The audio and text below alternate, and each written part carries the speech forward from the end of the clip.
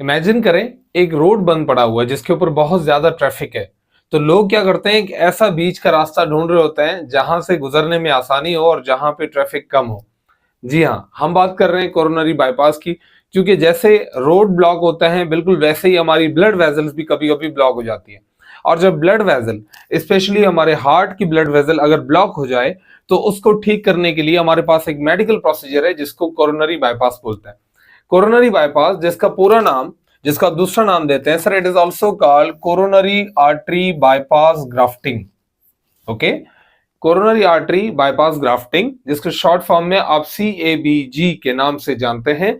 ये एक ऐसा मेडिकल कंडीशन, एक ऐसा मेडिकल प्रोसीजर है जिसके अंदर हम हार्ट की किसी ब्लॉक्ड ब्लड वेजल को ठीक करने के लिए किसी और बॉडी के पार्ट से ब्लड वेजल लेते हैं और वहां पे जोड़ते हैं ताकि ब्लड के फ्लो को आसान किया जा सके। देखिएगा कैसे। सबसे पहले हम देखते हैं, मिसाल के तौर पे हमारी ये जो हार्ट है, इसके अंदर ये ब्लड वेजल है। हमें पता है कि सर हार्ट की खुद की मसल्स को जो ब्लड सप्लाई करती है, ब्लड वेजल, उसका नाम है coronary artery. It's called coronary artery. Coronary artery जो है, सपोज करें कोरोनरी आर्टरी ब्लॉक हो जाती है, दिस इज कोरोनरी आर्टरी।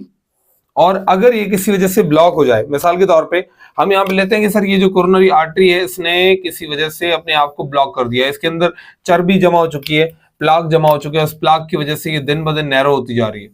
अब उस पेशेंट को एंजीना पेक्टोरिस हो रहा है, चेस्ट में बहुत ज्यादा पेन हो रहा है, और डॉक्टर ये समझते हैं कि इसको एंजियोप्लास्टी से, स्टंट लगाने से, यहाँ पे अंदर स्टंट लगाने से या फिर दवाइयों से वो नहीं ठीक हो पा रहा। तो अब ये डॉक्टर क्या करते हैं कि ये जो बहुत ज्यादा नैरो आर्टरी है या बहुत ज्यादा बंद हो चुकी है, दिन ब दिन ब्लॉक होती जा रही है, इस आर्टरी को ठीक करने के लिए डॉक्टर क्या करते हैं, इसको दोनों तरफ से एक बाईपास बना देते हैं।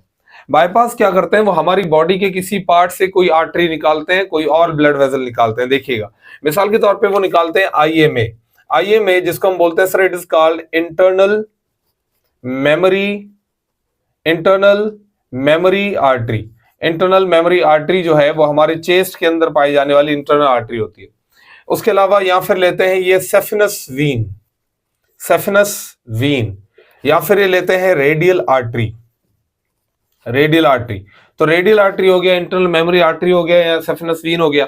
तो इनमें से कोई भी एक ब्लड वेजल, ये जो इंटरनल मेमोरी आर्टरी होती है चेस्ट के अंदर से ली जा सकती है। जो सेफिनस वीन है वो हमारे टांग के निचले हिस्से से ले जा सकती है, और जो रेडियल आर्टरी है वो हमारे आर्म से ले जा सकती है, हमारे हाथ से, हमारे बाजू से।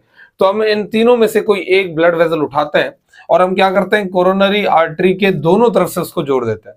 जैसे कि हमने क्या किया, यहाँ पे इस ब्लड वेजल को यहां से अटैच किया एक ब्लॉक्ड रीजन के ऊपरी हिस्से से और ब्लॉक्ड रीजन के निचले हिस्से से।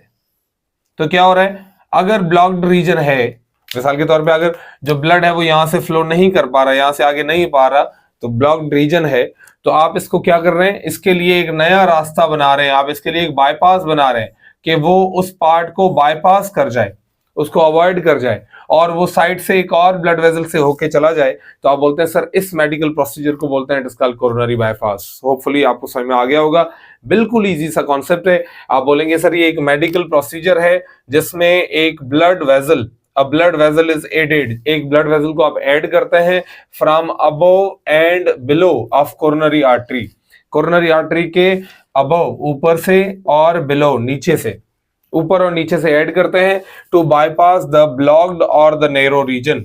जो ब्लॉक्ड रीजन, जो बंद हुआ पड़ा रीजन है, उसको बाईपास करने के लिए, उससे खून जो है उसको अवॉइड कर जाए, उसके साइड से ही दूसरी ब्लड वेजल से होके निकल जाए, ताकि जो आगे वाली हार्ट की मसल्स हैं वो जिंदा रह सके और उस पेशेंट को कोई प्रॉब्लम ना हो, वो सर्वाइव कर सके। तो होपफुली आज के छोटा सा लेक्चर आपके लिए बहुत ज्यादा हेल्पफुल होगा।